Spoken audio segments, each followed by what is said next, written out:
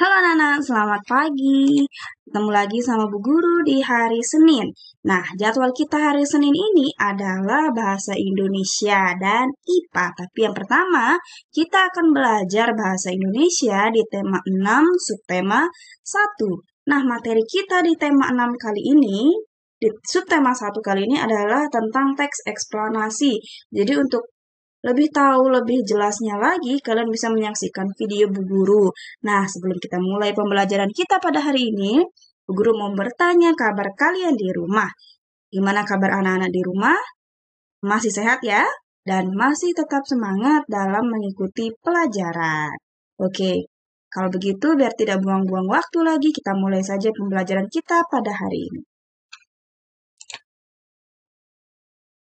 Oke, di pembelajaran pertama, kita akan belajar tentang menjelaskan cara-cara untuk memahami teks eksplanasi.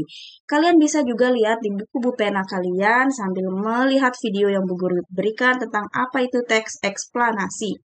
Jadi, teks eksplanasi adalah teks yang berisi penjelasan tentang berbagai peristiwa yang terjadi di sekitar kita, seperti fenomena alam, sosial, dan budaya. Teks yang disajikan harus sesuai dengan fakta. Itu adalah teks eksplanasi. Oke, dan teks eksplanasi memiliki struktur, yaitu pernyataan umum, deretan penjelas, dan kesimpulan. Nah, anak-anak juga dapat menentukan kata-kata kunci atau menjawab pertanyaan-pertanyaan yang berkaitan dengan teks eksplanasi.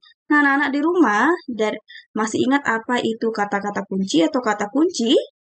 Jadi, Bu Guru ingatkan lagi ya. Nah, kata kunci adalah kata-kata yang penting dan sering muncul di dalam teks. Oke, jadi kalau kita mau membuat teks eksplanasi, yang pertama kita harus menentukan kata kuncinya ya. Kata-kata kunci itu biasanya terdapat dalam judul dan isi teks. Dalam pencarian informasi, kata-kata kunci dapat diperluas atau dipersempit. Tujuannya agar informasi yang kita peroleh itu tepat sasaran. Nah, yang kedua, menjawab pertanyaan-pertanyaan yang berkaitan dengan teks. Jadi, setiap informasi yang diperoleh dapat menambah pengetahuan, itu teks eksplanasi. Jadi, kalian dapat menemukan informasi penting dari teks dengan menjawab pokok-pokok pertanyaan. Anak-anak di rumah dapat menggunakan kata tanya apa, kapan, di mana, siapa, mengapa, dan bagaimana. Berikutnya, di pembelajaran kedua, kita akan belajar membuat ringkasan dan kesimpulan dari teks eksplanasi. Nah, sebelumnya kita sudah mempelajari cara-cara untuk memahami teks eksplanasi seperti mencari kata kunci dan menjawab pertanyaan berkaitan dengan teks. Nah, selanjutnya kita akan membuat ringkasan dan kesimpulan dari teks eksplanasi. Jadi berikut ini hal-hal yang perlu diperhatikan dalam membuat ringkasan. Yang pertama, bacalah teks dengan seksama. Yang kedua, catatlah gagasan utama dari setiap paragraf. Yang ketiga, ubahlah gagasan utama menjadi kalimat efektif dengan bahasa kalian sendiri. Yang keempat, kalian merangkai kalimat-kalimat tersebut sehingga menjadi paragraf yang padu dan mudah dipahami.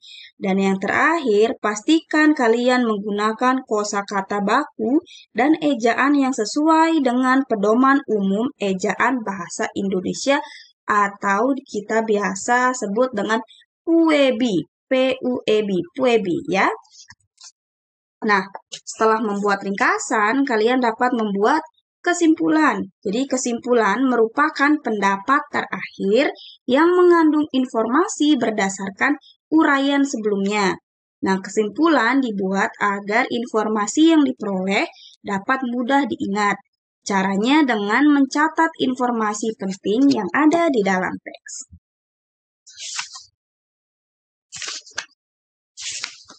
Di pembelajaran ketiga, kita akan belajar membuat kesimpulan dari teks eksplanasi.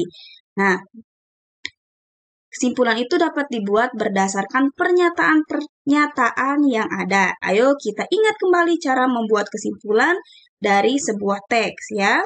Nah, perhatikan contoh berikut. Nah, kita akan membuat kesimpulan dari dua pernyataan.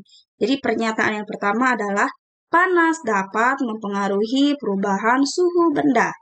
Di pernyataan kedua, panas juga dapat mempengaruhi wujud benda. Jadi kesimpulan dari dua pernyataan tersebut adalah panas dapat mempengaruhi perubahan suhu dan wujud benda. Jadi dari pernyataan satu dan pernyataan kedua kita bisa tarik sebuah kesimpulan. Kemudian kita akan membuat kesimpulan dari tiga pernyataan. Pernyataan pertama tentang manusia mengkonsumsi makanan untuk beraktivitas. Di pernyataan kedua tentang makanan diubah menjadi energi panas. Sedangkan di pernyataan ketiga, panas yang dihasilkan biasanya dikeluarkan bersama keringat. Nah, kesimpulan dari tiga pernyataan tersebut adalah dalam aktivitasnya, makanan yang telah dikonsumsi manusia diubah menjadi energi panas dan biasanya dikeluarkan bersama keringat. Jadi kita buat kesimpulan atau garis besar dari tiga pernyataan tersebut. Baik, kita ke pembelajaran keempat. Di pembelajaran keempat, kita akan belajar tentang menjelaskan isi teks eksplanasi menggunakan peta pikiran. Nah, konsep teks eksplanasi dapat dijelaskan menggunakan peta pikiran. Jadi, peta pikiran itu adalah suatu cara mencatat yang kreatif, efektif, dan secara harfiah dapat memetakan pikiran kita. Nah, untuk menguraikan konsep menggunakan peta pikiran, ada beberapa hal yang perlu kita lakukan. Nah, yang pertama, kita harus menentukan ide pokok dari teks yang disajikan. Yang kedua, catatlah kalimat penjelas dari ide pokok tersebut dalam bentuk poin-poin. Setelah itu, barulah kalian dapat menuliskan ide pokok dan kalimat penjelas tersebut ke dalam suatu bagan peta pikiran. Kalian bisa melihat contoh peta pikiran pada buku pena kalian di halaman 17. Nah, di pembelajaran kelima, kita akan belajar tentang menuliskan kembali informasi dari teks eksplanasi. Nah, menuliskan kembali informasi melalui tulisan dapat dilakukan dengan kegiatan membaca dengan cermat. Anak-anak dapat menyusunnya menjadi sebuah karangan dengan bahasa kalian sendiri. Nah, informasi yang disampaikan dapat ditulis dalam bentuk ringkasan ataupun bentuk cerita. Nah, sekarang Bu Guru akan jelaskan langkah-langkah dalam menuliskan kembali informasi teks. Yang pertama, perhatikan judul dan tema dalam teks. Yang kedua, tentukan gagasan pokok setiap paragraf dalam teks. Yang ketiga, kembangkan gagasan pokok menjadi sebuah cerita yang padu menggunakan bahasa kalian sendiri. Yang keempat, saat menuliskan kembali, perhatikan keruntutan informasi yang kalian peroleh. Dan yang terakhir, di pembelajaran ke-6, kita akan belajar tentang membuat ringkasan teks eksplanasi. Nah, ayo ingat kembali bagaimana cara meringkas teks eksplanasi. Nah, kalian dapat meringkas teks eksplanasi dengan membuat peta pikiran. Ingat, ada hal-hal yang harus kalian perhatikan dalam membuat teks eksplanasi. Yaitu yang pertama harus membaca judul teks terlebih dahulu untuk mengetahui gambaran informasi secara keseluruhan. Yang kedua, dengan membaca cermat, kita dapat menggali informasi teks lebih dalam sehingga dapat memahami isi teks. Baik, sekian pembelajaran kita pada hari ini, pembelajaran bahasa Indonesia kita tentang teks eksplanasi. Guru harap anak-anak di rumah terus belajar dan melihat videonya kembali kalau belum paham, atau bisa kalian baca dari buku pena kalian. Jangan lupa kalian juga mengerjakan tugas yang Bu Guru berikan dan mengumpulkannya tepat waktu karena tugas-tugas yang kalian kumpulkan ke Bu Guru akan Bu Guru nilai. Oke? Jangan lupa juga yang paling penting adalah kalian harus menjaga kesehatan kalian di rumah dengan mematuhi protokol kesehatan. Sekian dari Bu Guru. Terima kasih dan selamat pagi.